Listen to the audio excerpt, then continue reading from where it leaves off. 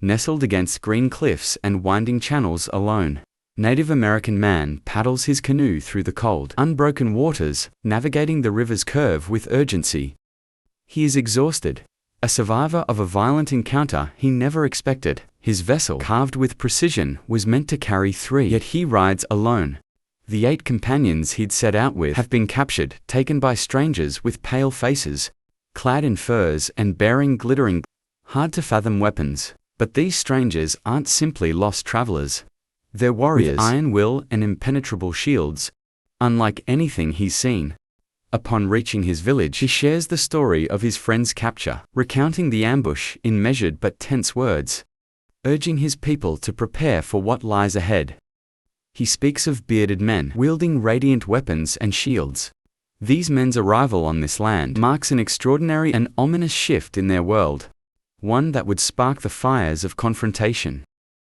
The native people, his people, have lived on this land for generations, passing down stories of ancestors who had once roamed the ancient Eurasian tundras, crossing into this vast continent over icy bridges in the shadow of mammoths and saber-toothed beasts.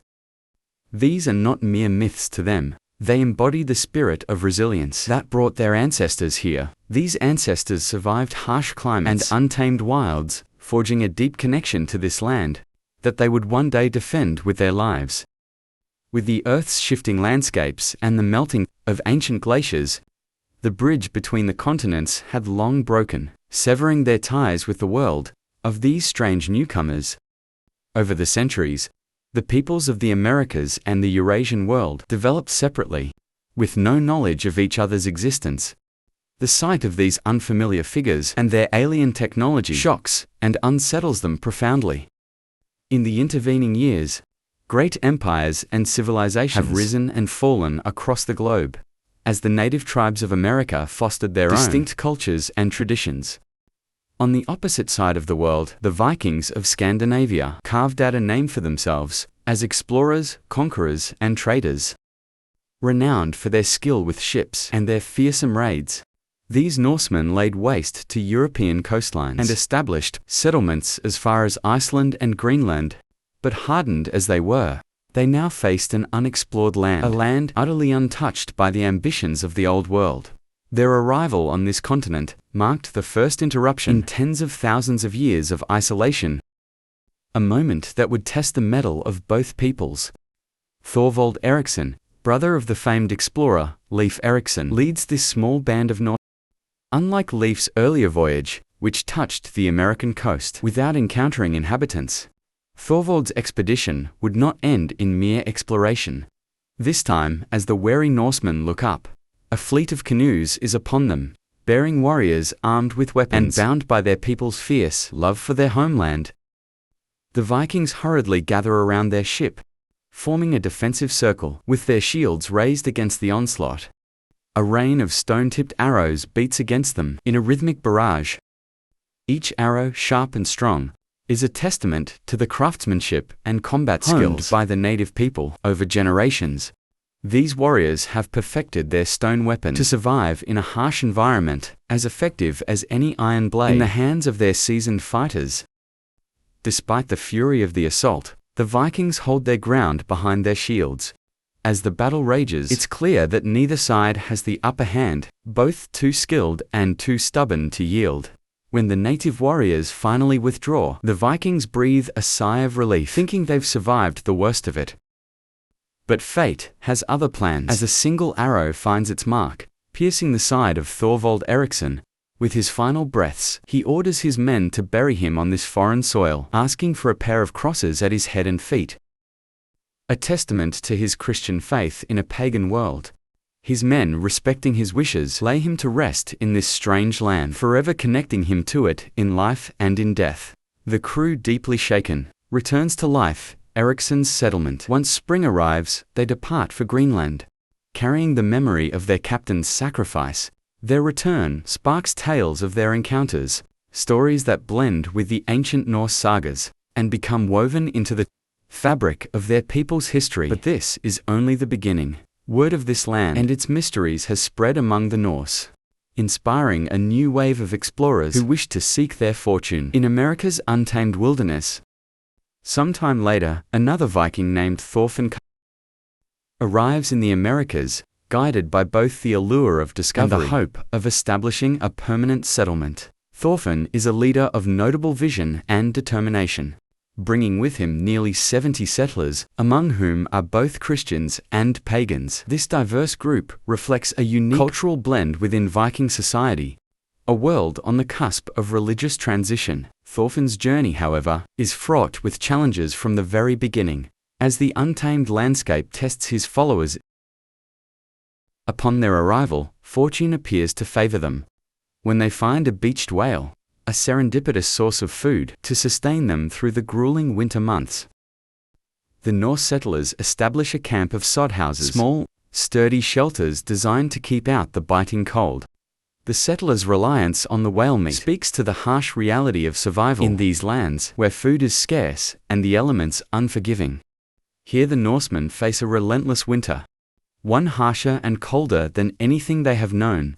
In the spring, as the frost begins to recede, the native people approach again, initially frightened by the sight of the Norsemen's livestock, a strange and alien presence in their homeland. They soon overcome their fear, bringing valuable pelts as an offering and examining the Vikings' iron weapons, with a mix of curiosity and caution. The Norsemen too are wary, but a tentative exchange begins. Thorfinn, however, refuses to trade his iron weaponry, fearing it could be turned against them. Instead, he offers something entirely unfamiliar to the native people: the milk of their livestock. The strange, milky beverage fascinates the native traders, who readily exchange their furs for this new commodity. As a precaution, Thorfinn orders a palisade, a wooden fortification, to be built around the settlement, signaling his unease about the long-term intentions of the local tribes. This defensive structure marks a fundamental difference in approach between the two peoples. Where the Norsemen see a hostile frontier that requires fortification, the native tribes regard the land as a communal space without borders or barriers, a contrast that foreshadows further clashes in the fall. The native people return this time in greater numbers, bearing even more pelts and eager to resume trade. But an unfortunate incident unfolds when one of the native traders attempts to take an iron weapon from the settlement. A Viking, viewing this as an act of aggression, reacts instinctively and kills the man. Panic spreads through the native ranks and they flee. Recognizing the potential for reprisal, Thorfinn decides to take preemptive action. He gathers his warriors and devises a strategy, planning to lure the native fighters into the woods and ambush them on Viking terms.